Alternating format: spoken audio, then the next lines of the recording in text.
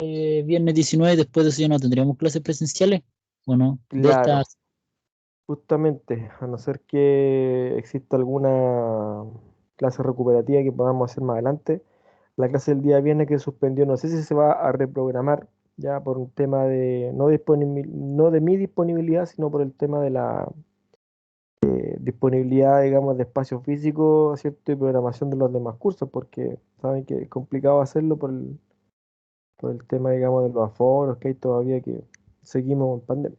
¿Ya? Así que eventualmente, claro, terminaríamos este viernes y la idea justamente de poder avanzar con lo que es seguridad pasiva hoy día es poder ver de este tema desde el punto de vista práctico el día viernes. ¿Ya? Así que vamos a avanzar aquí con eso.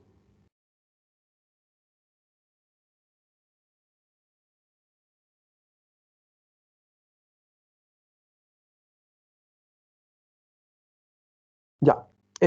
Bueno, seguridad pasiva. ¿Qué es lo que es la seguridad pasiva? Primero que nada, como definición. La seguridad pasiva en los vehículos se define básicamente como todos aquellos sistemas y dispositivos que permiten atenuar las consecuencias de un evento. Ya hablamos directamente de un accidente, ¿cierto? Y bueno, de esa manera entonces aminorar las consecuencias del punto de vista de los daños a la integridad física que pueda sufrir una persona o incluso, y por qué no, la muerte. Ya que ustedes saben que en un accidente automovilístico, dependiendo obviamente de las condiciones de velocidad, ¿cierto?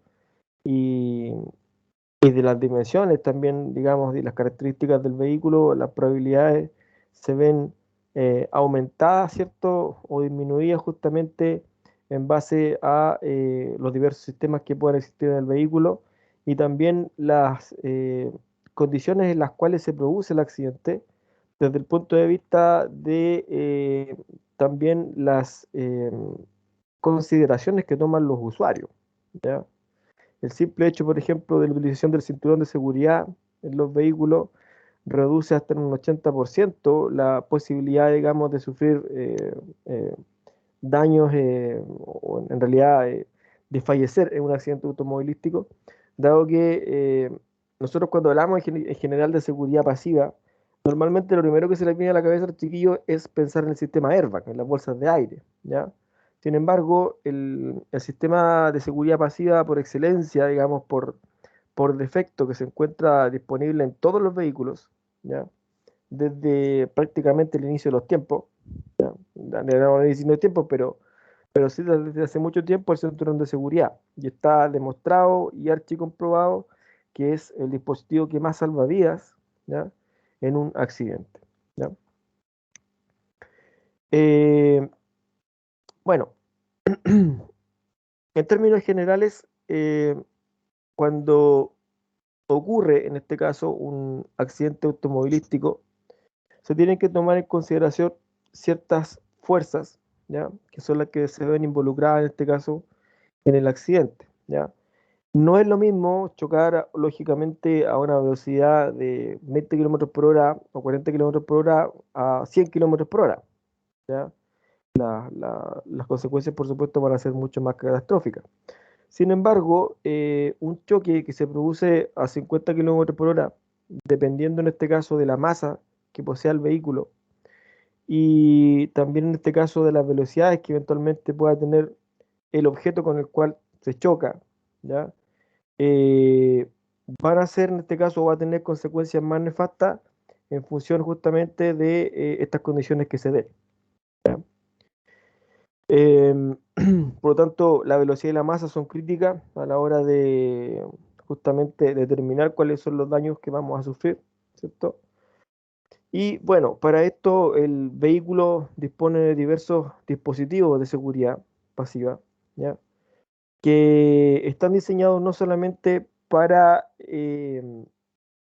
la protección, en este caso, de los ocupantes, sino también de los peatones, ¿ya? La seguridad pasiva justamente aplicada a peatones, digamos, es un concepto que se empezó a aplicar de ya hace bastante tiempo. Es bastante utilizada normalmente en vehículos europeos o que generalmente se comercializan fuera del mercado chileno, ¿ya? En otros países son mucho más exigentes en relación a lo que son los sistemas de seguridad pasivos. ¿Ok? Eh, y bueno, para eso entonces el vehículo cuenta con diversas características, ¿ya? En la carrocería que nosotros conocemos en este caso como zonas de deformación, ¿ya? Las zonas de deformación programada en un vehículo son directamente un mecanismo de seguridad pasivo que está diseñado para absorber impactos en caso de un accidente, ¿ya? Son conocidas también como cajas de impacto. En inglés el término es crash box, ¿ya? Sencillamente cajas de impacto, cajas de golpe. Y básicamente son espacios vacíos que están diseñados justamente para que el material de la carrocería pueda retraerse dentro de ellos, ¿cierto? Pueda arrugarse y de esa manera entonces absorber la fuerza del impacto del vehículo, ¿ya? De aquí justamente se desprende esta, este dicho, ¿ya? O que en realidad es un mito, ¿ya? Que dice que los vehículos de antes eran más seguros que los vehículos de ahora, ¿ya? Lo cual en realidad no es así, ¿ya? Ahora, ¿qué es lo que pasa? Lo que pasa es que los vehículos en la actualidad se deforman más, eso sí es verdad, ¿ya? Generalmente un vehículo, digamos, pensemos en año 2020, 2022, ya que choque de un accidente a más de 60 kilómetros por hora, probablemente quede bastante golpeado, bastante arrugado, ¿ya? Y generalmente hay muchas de estas reparaciones que no se pueden efectuar sobre el vehículo y en cuyo caso generalmente el vehículo pasa a ser pérdida total, ¿ya? Sin embargo, esta característica es deseable, ¿ya? Justamente ¿por qué? Porque como yo les indico, estas zonas de deformación están hechas para eso, están pensadas de esa manera, ¿ya? Y esto permite entonces que el ocupante, cuando choca, ¿ya? El vehículo, no salga disparado por el parabrisas, porque eso es lo que ocurría con los vehículos antiguos, ¿ya? Decían, no, los vehículos antiguos son mejores porque no chocaban, claro, no le pasaban al vehículo, pero uno rebotaba como pelota de ping-pong dentro del habitáculo, ¿ya? Porque toda la energía en este caso transferida, ¿ya? Se la llevaba el ocupante.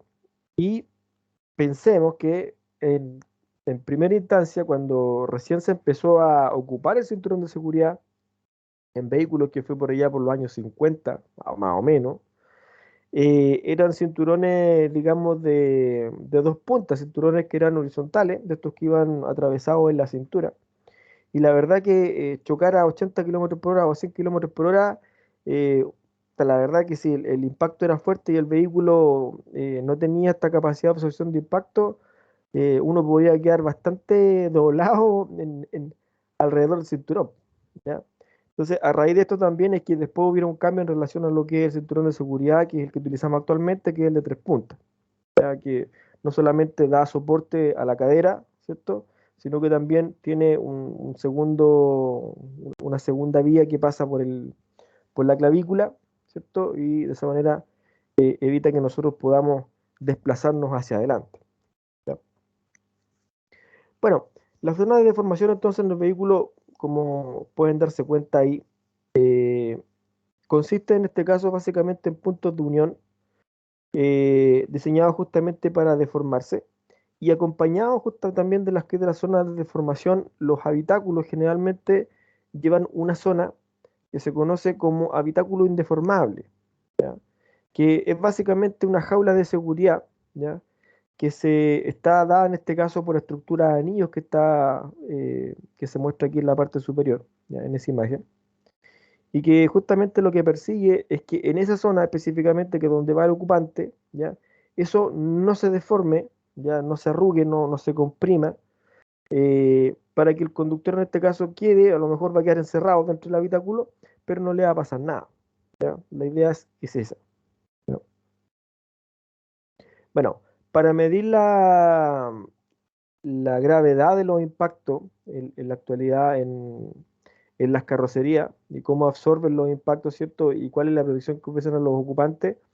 En todos los países del mundo, incluido el de nosotros, existen lo que se conocen como las pruebas NCAP, ¿ya? Las pruebas NCAP son pruebas que permiten justamente determinar cuáles son los daños que sufre un vehículo. En la normativa euro generalmente es bastante más exigente que la Latin NCAP, que es la que nosotros trabajamos acá en nuestro país, por Sudamérica, ¿ya? Y es por esa razón de que muchos vehículos que se venden en Europa, o en realidad al revés, que se venden en el mercado latinoamericano, ya en Chile, por ejemplo, o México, ya que en Norteamérica, no pueden venderse en Europa, ya porque la norma es mucho más exigente, ¿ya?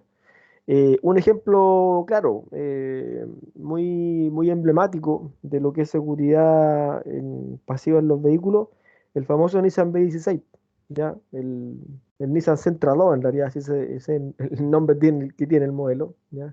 B16 era por, digamos, el diseño del motor, que no era un vehículo malo, ¿ya? De hecho, hasta los carabineros lo ocuparon, ¿ya? Tenían flotas completas de Nissan B16 porque era un vehículo que era liviano, económico, rápido, de fácil mecánica, de repuesto abundante, ¿ya? Pero el único problema que tenía es que era muy inseguro. Generalmente chocar en un vehículo, de hecho, eh, con estas características era sufrir bastantes daños, ¿ya? El Nissan B16 específicamente en nuestro país se dejó de vender porque no contaba con refuerzos laterales en las puertas. Y cuando habían impactos laterales, generalmente los ocupantes morían de inmediato. De hecho, también la carrocería ante impactos frontales tampoco era muy buena. Por esa razón se dejó de vender en Chile, ¿ya? Sin embargo, en muchos otros países todavía se vende, ¿ya? De hecho, en México todavía se vende como Nissan Suru, por lo que entiendo. Bueno, ¿cómo evalúa, cómo clasifica las pruebas en CAP el daño sufrido por los vehículos? ¿Ya?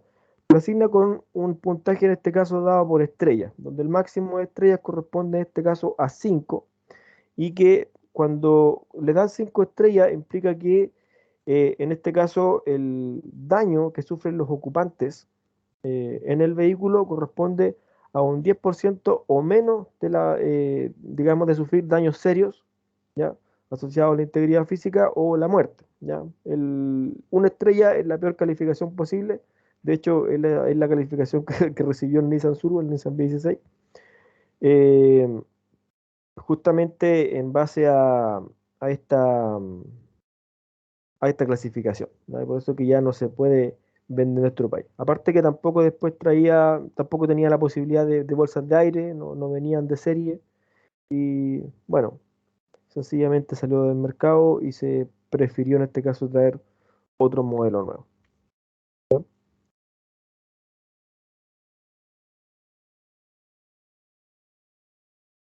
Ahí están los famosos dummies, ¿cierto? De las pruebas de impacto. Estos maniquí están diseñados para emular las características de una persona, ¿ya? Poseen sensores que determinan en este caso el nivel de impacto que se produce en la cabeza, en el tórax, ¿ya? Poseen articulaciones similares a las del cuerpo humano y en términos generales justamente la resistencia es similar a la que tiene el cuerpo humano, inclusive, inclusive digamos el- la dureza, digamos, del- de la cobertura del maniquí, ¿ya? Está diseñada justamente para emular las características del cuerpo humano.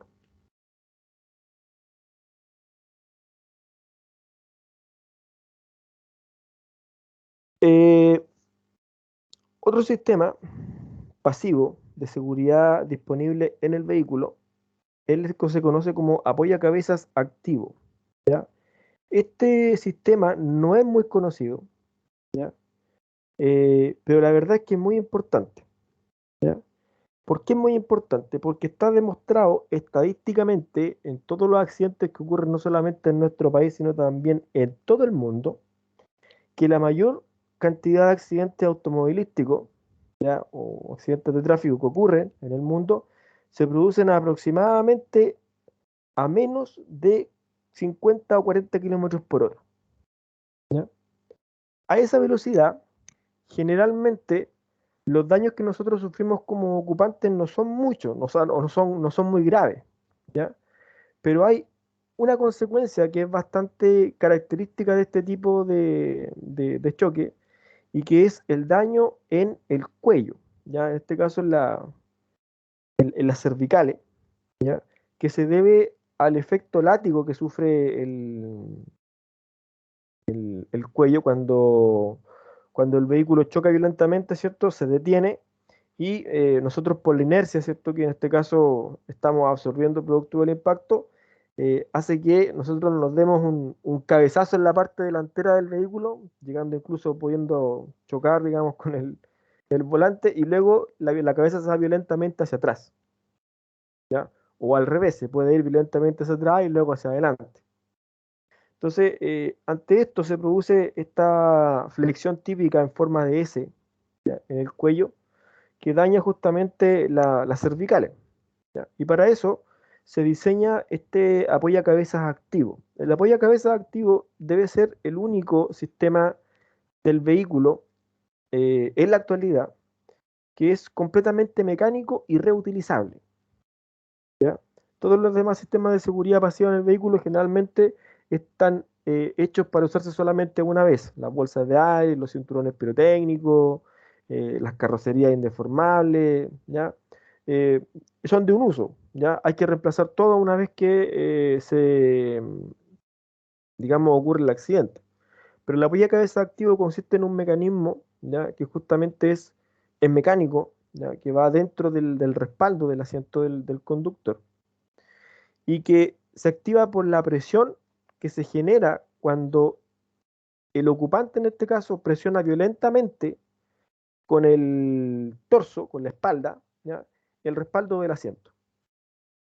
Dependiendo de la presión que le aplica el respaldo, entonces, ¿qué es lo que hace, qué es lo que sucede aquí? Como pueden ver en la imagen del monitor de abajo, el apoyacabezas se va hacia adelante, ¿ya? Y el irse hacia adelante, justamente, ¿qué es lo que hace? Acompaña la cabeza en el movimiento, ¿ya? Evitando justamente que se produzca ese efecto látigo, ¿cierto? Y el daño en las cervicales que es tan característico, ¿ya? Generalmente las personas cuando chocan a baja velocidad y no llevan justamente bien colocado el apoyacabezas, sufren este tipo de daño y tienen que andar con cuello ortopédico, ¿ya? Algo importante justamente de la colocación del apoyacabezas, ya por si no lo sabían, es que el apoyacabezas debe justamente apoyar la cabeza y debe quedar justamente alineado con la altura ya máxima que nosotros tenemos arriba en el cráneo. Ya como se ve en el monito ahí, como pueden ver, cuando toma la posición vertical, el cuello del monito está completamente alineado ya en línea, ¿cierto? Horizontalmente con el apoyacabezas. Esa es la posición correcta que nosotros deberíamos adoptar del apoyacabezas. No dejarlo más abajo que nos apoye en el cuello ni más arriba, ¿ya? Esa es la posición adecuada para evitar justamente daño en la cervical. ¿Ok? El sistema, una vez que se activa, una vez que se va hacia adelante, ocurre el accidente, se puede restablecer. Como pueden ver ahí, el mecanismo de palanca, se puede sacar el respaldo y se puede volver a encajar, ¿ya? A dislocar ahí para poder resetearlo y poder volver a ocuparlo de nuevo, ¿ya? Como les digo, es el único sistema que generalmente se puede volver a reutilizar después de un impacto, después de un accidente.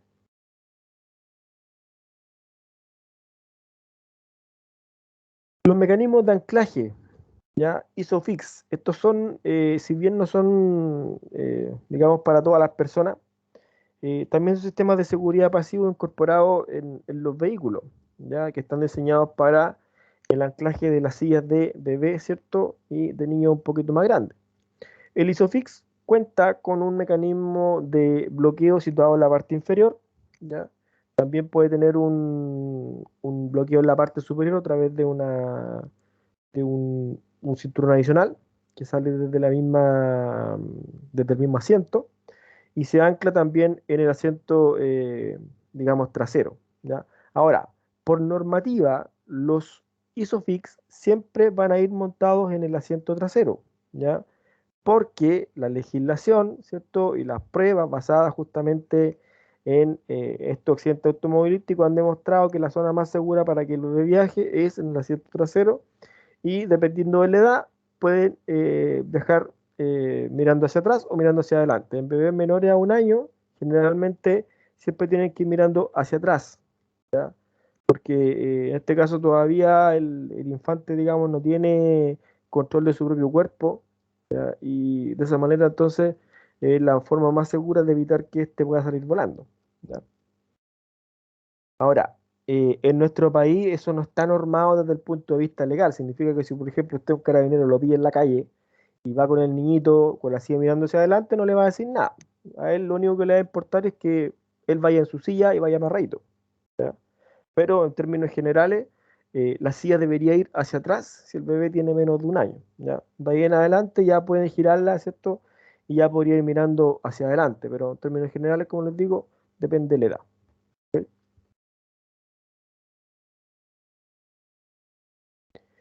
El cinturón de seguridad. Como yo les indicaba, este es el mecanismo de seguridad por excelencia, pasivo, que todos los vehículos tienen, deben tener por obligación, ¿ya? En la actualidad, como podemos ver ahí en la imagen del monito que está arriba, ¿cierto? Estamos utilizando el cinturón de 3 puntas, ¿ya? Que permite en este caso la sujeción de la cadera y de la clavícula en la parte superior del torso, ¿cierto? De la persona. Eh, Algo importante de saber es que el cinturón de seguridad no está diseñado para todas las personas, ¿ya? Es por esa razón de que los niños en la actualidad deben viajar con sillas en el asiento trasero, ¿ya? El cinturón está diseñado para personas que tienen más de 1,20 m de altura, generalmente, ¿ya? Hoy en día es bastante común que tengan la posibilidad también de poder modificar el punto de anclaje superior, ¿ya? Para subir o bajarlo ligeramente, un par de centímetros, y de esa manera poder ajustarlo a personas que son un poquito más bajas, pero en ningún caso que midan menos de 1,20 m, ¿ya? La normativa chilena establece que los niños que tienen más de 12 años y que miden más de 1,20 m de estatura pueden viajar sin una silla de bebé, ¿ya? Sin una silla de niño, y en ese caso pueden utilizar el cinturón de seguridad, ¿ya? De otra manera, si el niño mide menos de 1,20 m, ¿ya? Tiene que usar un alzador de asiento para poder utilizar el cinturón del vehículo, ¿ya? ¿Por qué? Porque es bastante peligroso que el cinturón, en este caso, que pasa por la parte superior, si no queda bien acomodado, le va a quedar tomando el cuello, ¿ya? Y en ese caso podría fácilmente estrangularlo debido a la fuerza del impacto, ¿ok? Bueno, ahí podemos ver justamente la diferencia, el cinturón de seguridad de 2 puntas que aparece arriba, cinturón estático, porque ese es un cinturón que generalmente no tiene pretensor, ¿ya? No tiene un mecanismo de bloqueo, ¿ya? Sino que sencillamente se ajusta digamos, la circunferencia de la persona y se cierra, ¿ya? Y el cinturón no tiene ninguna posibilidad de poder movernos nosotros libremente. En el caso del cinturón automático de 3 puntas, nosotros podemos acomodar el cinturón y nos podemos mover con relativa libertad, ¿ya? Mientras no ocurra una desaceleración brusca, que justamente es la condición necesaria para que el mecanismo de bloqueo del cinturón, ¿cierto?, se active, ¿ya? Que por el aumento en la velocidad justamente de salida del cinturón, este se bloquea y nos mantiene pegados al asiento, ¿ya? El cinturón es más importante que el airbag debido de hecho a que en muchos vehículos en la actualidad las bolsas de aire no se activan si el ocupante no lleva el cinturón puesto. Por eso que hoy en día todos los vehículos, o en la mayoría, ¿ya?, poseen una alarma audible, ¿ya?, que avisa justamente y que mete ruido, mete bastante ruido, si nosotros no nos colocamos el cinturón de seguridad y avanzamos a más de 20 kilómetros por hora, ¿ya? Esa es una medida de seguridad para obligar al ocupante, en este caso, a ponerse el cinturón, porque si no va a ir sonando todo el rato, ¿ya? Y es bastante molesto. En algunos casos, esta función incorpora la, la detención del vehículo, ¿ya? Eh, es tan, digamos, importante el uso del cinturón que en algunos casos justamente inhibe el movimiento del vehículo, inhibe el funcionamiento del motor, si el conductor no se pone el cinturón en un determinado tiempo. ¿Ok? Claro, lo que hacen algunas personas para poder, digamos, no ponerse el cinturón, se lo colocan por detrás de la espalda, lo cual obviamente está muy mal, pero bueno, todavía se puede, digamos, engañar al sistema.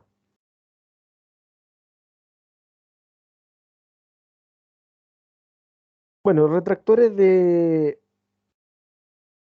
bloqueo de emergencia, ¿ya? Son estos mecanismos justamente que permiten que el cinturón se bloquee cuando sale bruscamente, ¿cierto? Disparado a raíz de una desaceleración brusca, ¿ya?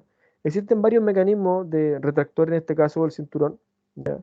Y todos generalmente funcionan por inercia, ¿ya? Funciona en este caso. Pues en este caso tenemos el mecanismo de inercia del cinturón con trinquete del tipo WSR, ¿ya? Y también existe uno que es a base de unas esferas metálicas que vamos a ver más adelante. Pero este es el más común, digamos. Airbag, ¿ya? La famosa bolsa de aire. En el vehículo, actualmente, debido a la legislación, no solamente en nuestro país, es obligatorio el uso de bolsas de aire, a lo menos en el ocupante y en el conductor, por supuesto, ¿ya? Y también existe la posibilidad de desactivación de la bolsa de aire del ocupante, ¿ya? Esto, ¿por qué? No es por ahorrar costo, ¿ah? Es por un tema eh,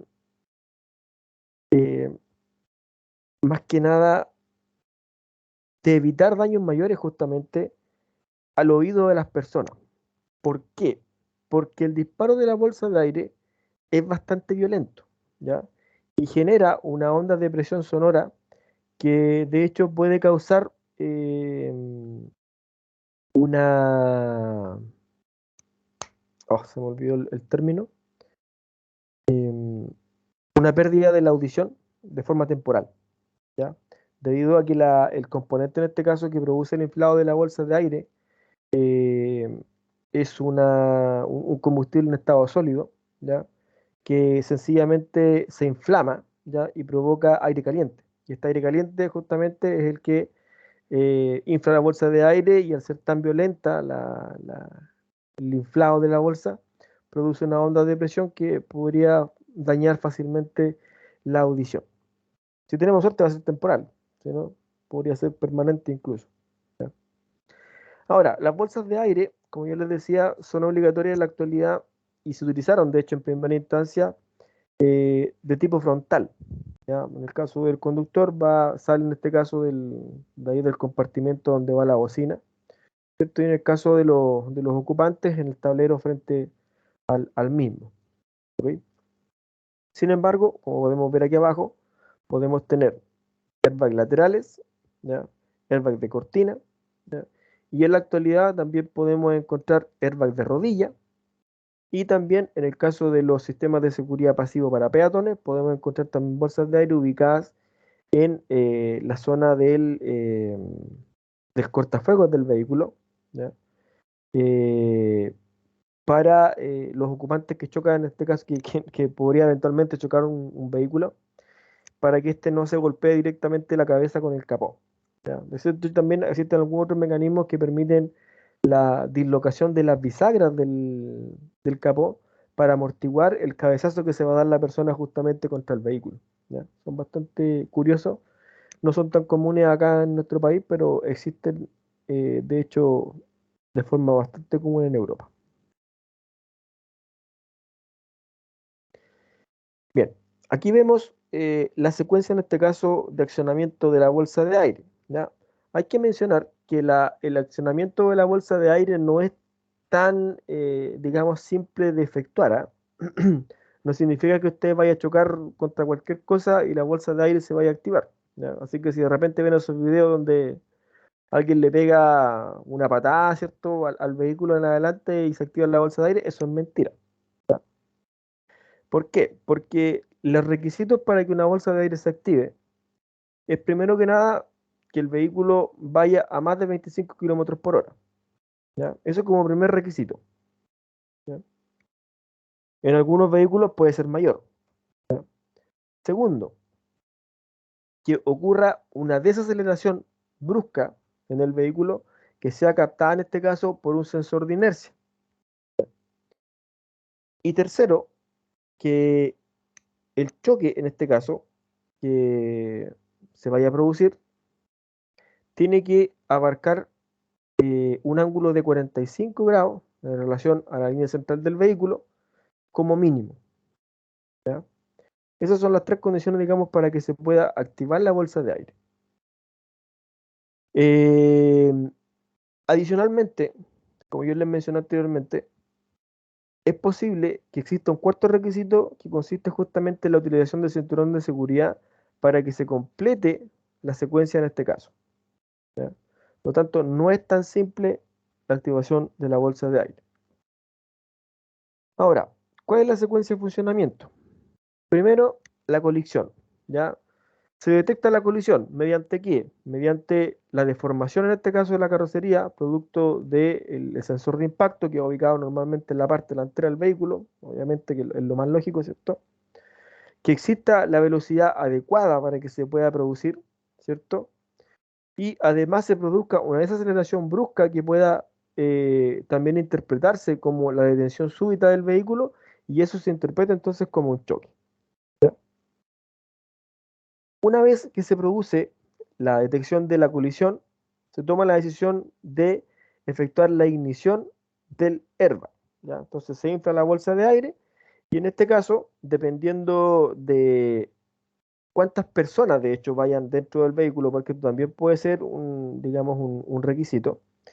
Si el vehículo detecta una persona en el lado del conductor y un lado del copiloto, entonces activará las dos bolsas de aire, ¿ya? Tiene la facultad para poder discriminar a través de sensores de presión ubicados en los asientos si existe o no personas ubicadas en los asientos para poder activar las dos bolsas, ¿ya?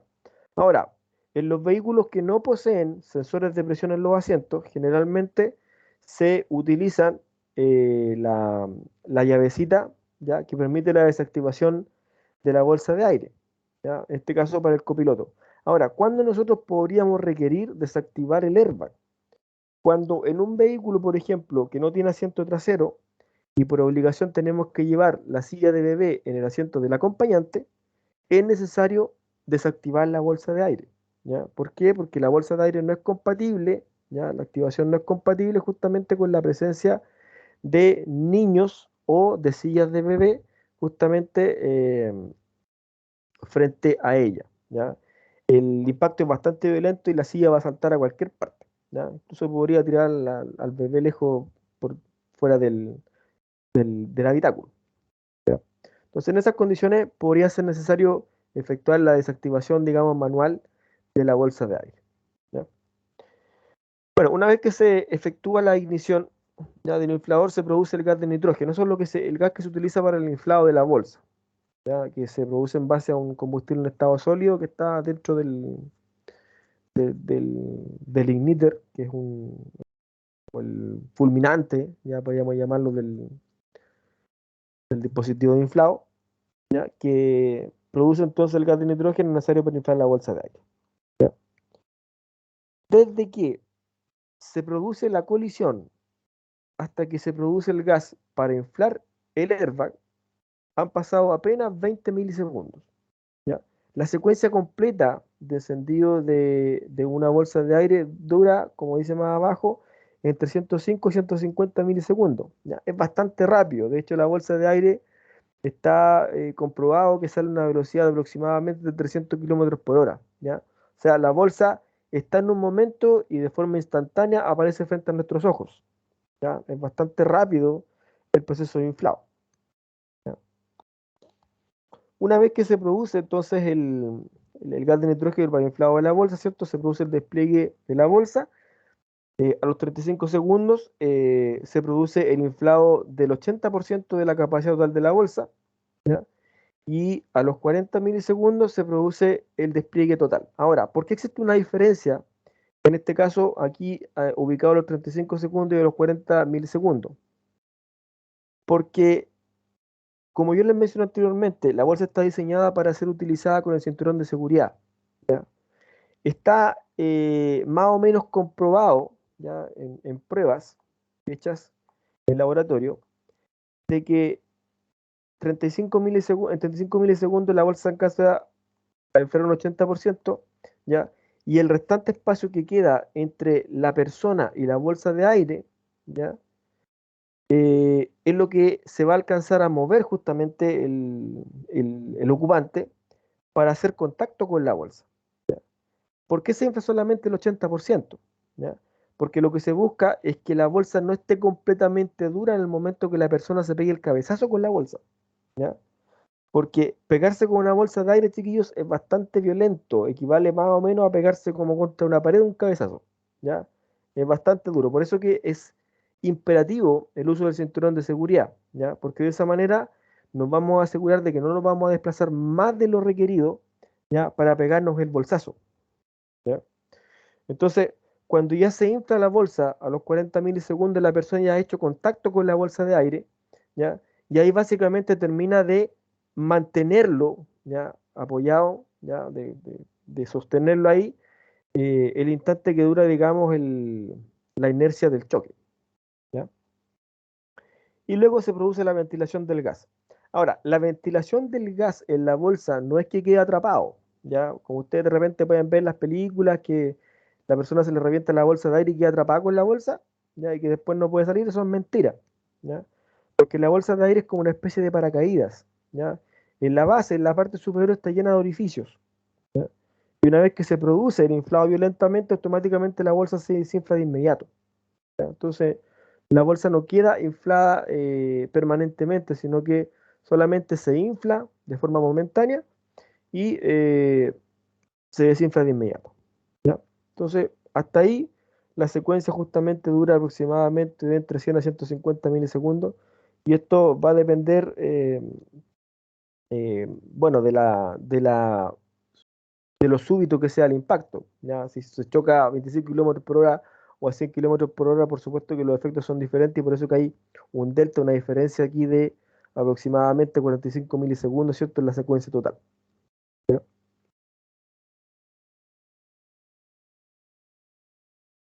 Posiciones incorrectas asociadas a lo que es la bolsa de aire.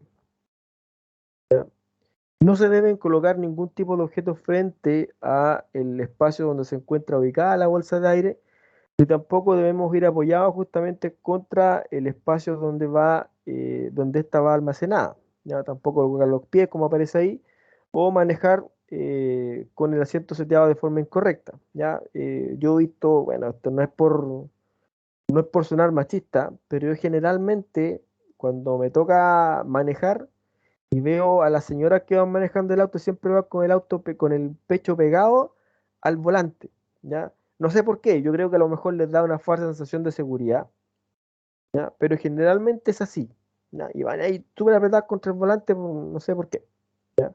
Eso está súper mal, porque como yo les indiqué anteriormente, la secuencia de inflado está diseñada justamente para inflarse a una capacidad determinada, al 80% cuando avanzamos más o menos 35 milisegundos. Eh, se ha estimado en pruebas de laboratorio que la distancia mínima que debe tener una persona en relación a la bolsa es de aproximadamente unas 9 pulgadas, que equivale como a 25 centímetros aproximadamente, ¿ya?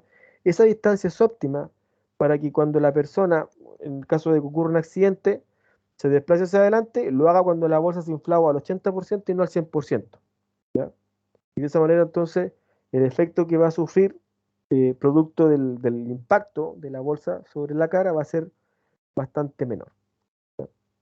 Por supuesto, no pueden circular niños menores de 12 años, ¿ya? Y que midan menos de 1,20 m porque no está diseñado justamente el impacto, la violencia del inflado de la bolsa para niños de esta edad. Y por supuesto que tampoco se pueden utilizar las sillas, ojo, pero aquí hay que tener consideración de que se puede desactivar, ¿ya? En el caso de los vehículos que tienen la posibilidad de desactivación, y en el caso de los que tienen detección de presencia del pasajero, no hay posibilidad, ¿ya? El vehículo, la silla sí o sí tiene que ir ubicada en el asiento trasero, ¿ya? Eh, Ahí en la imagen, como podemos ver la imagen del dummy, ¿cierto? Del monito que está ahí, que simula un bebé. Es súper importante también no colocar el asiento, ojalá en el lado de la, digamos, de la puerta, en ninguna de las dos puertas, debido a que los vehículos, si poseen bolsas de aire de tipo lateral, ya podrían golpearlo, y también podría provocarse en este caso un efecto bastante indeseable. Salta bastante lejos el niñito ahí con el bolsazo que le pega.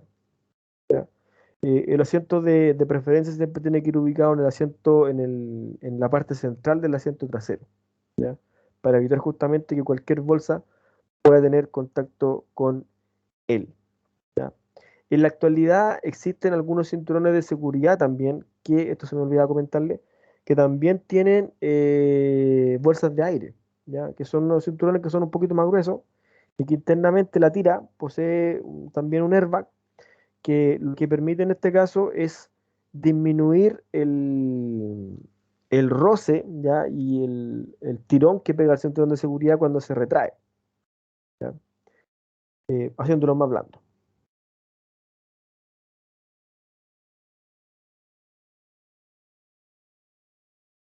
¿Ok? Eso, digamos, de manera general, para poder, digamos, conocer algunos de los sistemas de seguridad pasiva. Hay varios que se me quedan aquí en el tintero que no se mencionan, ¿ya? Pero que los vamos a comentar el día viernes en la actividad que vamos a tener, ¿ya? Vamos a enumerar justamente todos los dispositivos que tenemos en el vehículo, y también vamos a efectuar un diagnóstico electrónico para poder también realizar valores reales, ¿cierto?, de funcionamiento de los sistemas que poseen gestión electrónica, porque no todos lo poseen, ¿ya?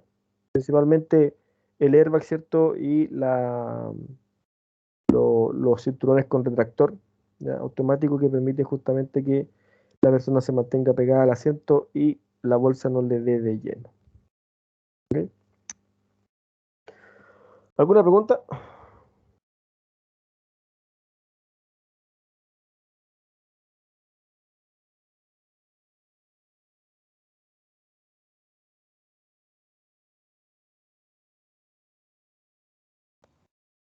Nada, profe, por acá.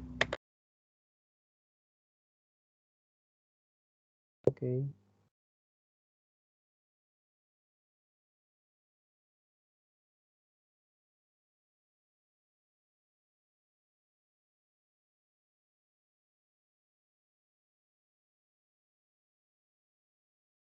Bueno, el día viernes, entonces, chiquillos, vamos a tener una actividad en relación a lo que es esto, ¿ya? A ver si podemos avanzar con algo también de seguridad activa, ojalá, para que no alcancemos justamente a ver algo de forma presencial, ¿ya? En términos de lo que es seguridad activa, ya que esa unidad es bastante más larga, ¿ya? Aquí solamente hemos visto una introducción de lo que es la seguridad pasiva en primera instancia, ¿ya?